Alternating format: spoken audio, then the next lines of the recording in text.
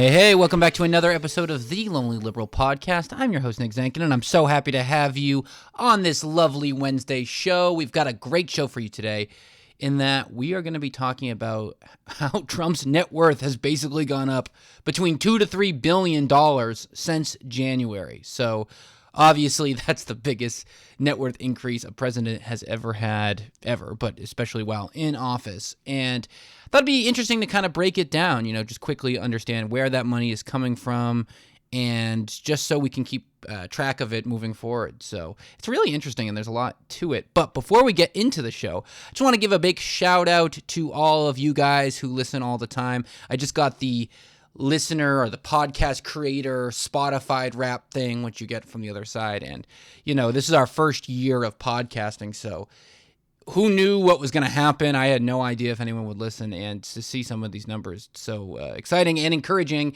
And I am deeply grateful. And I know Rick is too, even if he's scowling somewhere in his shadows. But anyway, we got a lot to talk about here. So without further ado, let's get to it.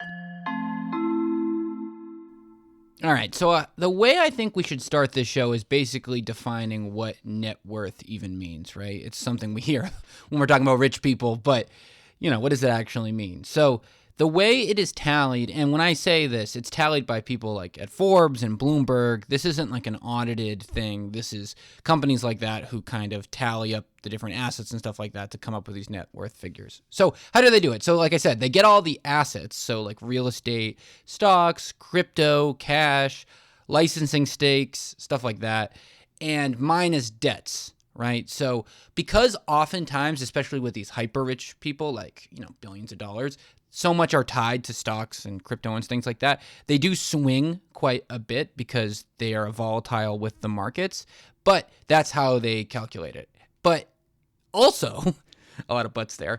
Additionally, the president has to disclose their income, right? So they're presidential disclosures. And unfortunately, these just show ranges and income categories. They don't show like precise numbers. So it'll be like real estate assets and stuff like that. It doesn't say each specific item. And these are useful to understand kind of like where the money is coming from, but not really from like a specific point kind of calculation. So we have those kind of two pieces of data to calculate this from. And like I said off the top of the show, Trump's net worth not only was the highest of any president from the jump, but it's raised the highest in the shortest amount of time we've ever seen, right? Multiple $1 billion. So in late 2024, it was around $4.3 billion. And just a few months ago, it was $7.3 billion. So there we go, $3 billion. Now, it is worth saying that last month, it was around a $2 billion increase. So anyways, this is billions of dollars. And just to put it into perspective, the second highest net worth growth from any president while in office, so from day one to the end, not including like years after, was George H. Bush. And his was 10 million. Okay, so perspective here, 3 billion is 300 times more than 10 million. So it is so much more than the others. And if you're curious about Joe Biden, his net worth went up 1 million while in office. So not really even close. We're talking 3,000 times less than Trump has in this last 10 months. So obviously it matters the amount of money that they start with, right? The percentage does matter. But again, when you're talking about billions of dollars and the scale is so much more significant than with these other guys, it actually doesn't matter as much as things traditionally do in terms of percentage. So how did he make all this money? You may be asking me. How did he do it?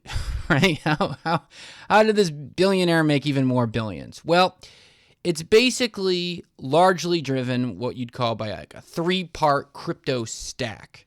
And those are a Trump-branded meme coin, a World Liberty Financial token, and a USD stablecoin, right?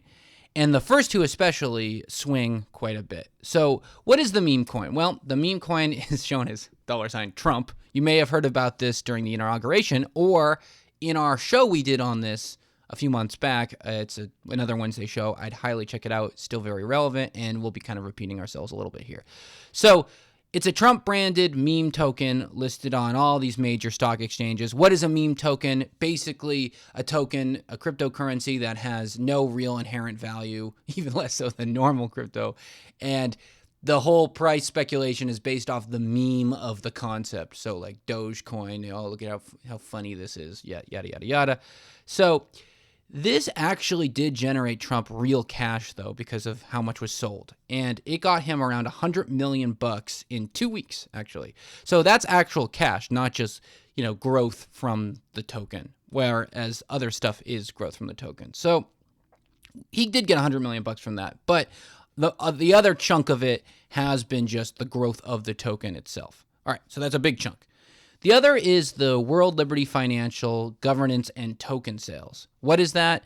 It's a Trump family crypto venture, and it has its own token. So again, we're talking a lot about crypto here, but basically it's a separate type of crypto under this World Liberty Financial umbrella.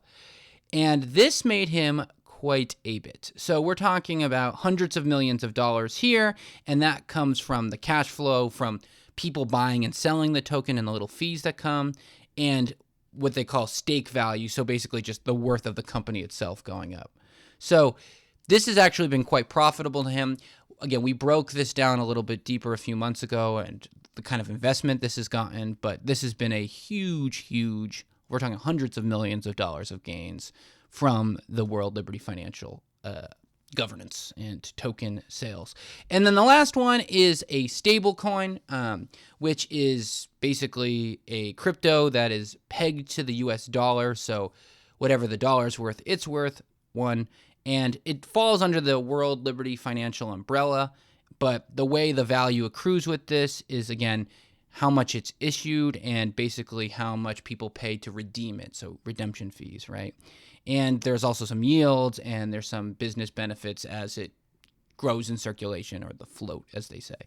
Okay, so the stable coin doesn't like moon or go like up really, really high. It stays relatively similar, but he slowly kind of gains from this. So the two volatile ones are the Trump coin and the other World Liberty Financial coins, whereas the stable coin is more consistent and more like fee-based, if that makes sense. So a lot of the volatility that you'll see from his crypto assets will be from those first two. Okay? Make sense? Another huge boon to Trump's net worth over the last 9 months has been a massive judgment of a $454 million lawsuit being dropped. And again, so that comes off the balance sheet. So that inherently lifts his net worth, right? So like we said, the net worth being the calculation of assets and debt, that was an anticipated debt. It got removed, so his net worth goes up. The other thing, and this is a really big chunk, so after crypto, this is the biggest chunk, it's just operating cash, right? Licensing, golf clubs, merch, etc. According to his filings, he made $600 million across golf, licensing, branding, and stuff like that. So again, it's not as big as the crypto, but it is a big piece of the overall pie of how his net worth has grown so much. And if you put it, again, relative to other presidents, we're talking usually a million, a few million, astronomically higher than normally of this. So thinking about the kind of timeline over the last 9 months, he takes office in January. We saw a big surge in April and May. Things really peaked in the summer, and now it's slowly dipping, but still multiple billions of dollars. So the large question is the $3 billion real? Yeah, basically. And is, like I said, mostly tied to his crypto things. So it could, in theory, reverse quickly because crypto is very fickle. But, he's still making hundreds of millions of dollars. He's doing quite fine.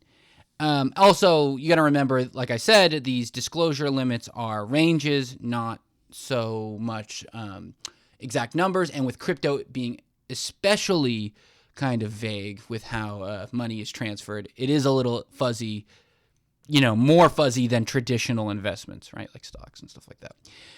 And you might be asking me, Nick, is this ethical? Like, can the president do all this trading? We hear a lot about Congress and insider trading and stuff like that, especially, please remember the Genius Act being signed a few months ago, which is basically the U.S.'s first major crypto regulation rules that Trump has signed. So you might say, isn't this corrupt? Well, functionally, yes. But legally, not really. So the presidents and vice presidents actually are exempt from the main criminal financial conflict of interest statute. So there is no legal requirement for the president to put their money in a blind trust.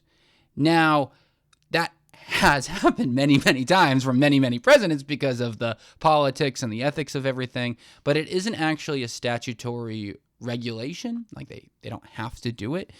And I mean, if you think about how far we've come from, Jimmy Carter selling his peanut farm because of worries of conflict of interest, or, people getting worked up about even Hunter Biden stuff and things like that, you'd anticipate a lot of panic about this as well. Unfortunately, this stuff doesn't really seem to bother a lot of this country. So again, percentages matter, right? 20 to 30% one way or another can literally add or subtract billions on paper because the value is so high.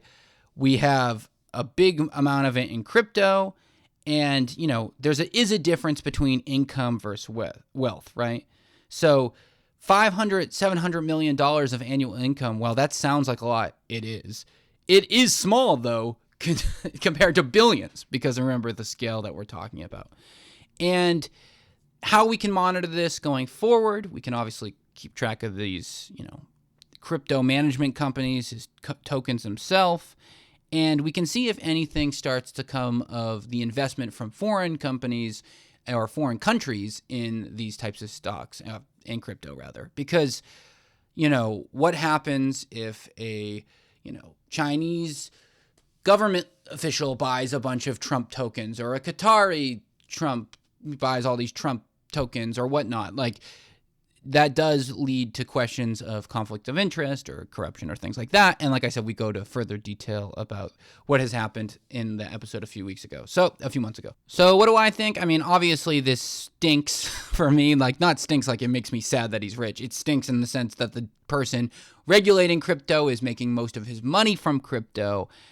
And it also just makes me sick, honestly, to my stomach thinking about this, how much money he's making, making a golden ballroom at the White House, just the amount of wealth that is being accumulated among the richest in this country, while so many of us are not only doing poorly, but like losing their jobs and are living paycheck to paycheck. And it just shows such a lack of, empathy to the average person. And what's so funny is that, and I'm guarantee you I'll get comments and email about this, people just will be glamorizing it. They don't care. They love the rich. They love that Trump is loaded, and they find that very appealing. So, yeah, I don't know why, the president making multiple billions of dollars while in office isn't more of a disgusting kind of reaction from the average person. Because frankly, they do have that reaction to insider trading with Congress, which I also agree is disgusting.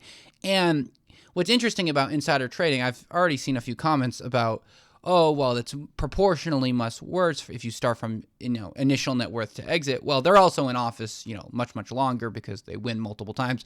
Also bad, you know what I mean? But not really an apples to apples comparison. So yeah, what do I think? I think it's gross. I think, crypto's especially sketchy because it's inherently harder to track. I think this stuff reeks of corruption, but I have, like I said, it's not statutory mandatory for him to put it in a blind trust. So technically, this is all good. And I, again, wonder why this doesn't bother more people. But I'm curious what you think. And that's our show, folks. Thank you so much for listening today. If you like the show, please give it a 5-star review on whatever platform you listen to. Or, well, if you're on YouTube, like, comment, subscribe, all that stuff. But you know what can even be more helpful other than commenting, which is also very helpful? You can share it with your friends, family, or people that you don't know. No, I mean, one of the cool stats we got from the Spotify Wrapped was that the show was shared in the top 4% of shows shared, so more than 96% of other podcasts, and that just shows you guys how wonderful you all are, how much you're helping me, and you are the marketing department of the show. We've got Instagram and we've got you guys, and you guys are the most valuable, not even close, and you have no idea how much I appreciate it. So yeah, if you can show it to people who you think might like it, that would be appreciated even further. We'll be back on Sunday to talk about the news with Rick, and until then, take it easy. Have a good rest of your week. Kind of like shake it off. Only got Thursday, Friday left. We're feeling good, right? You're doing all right.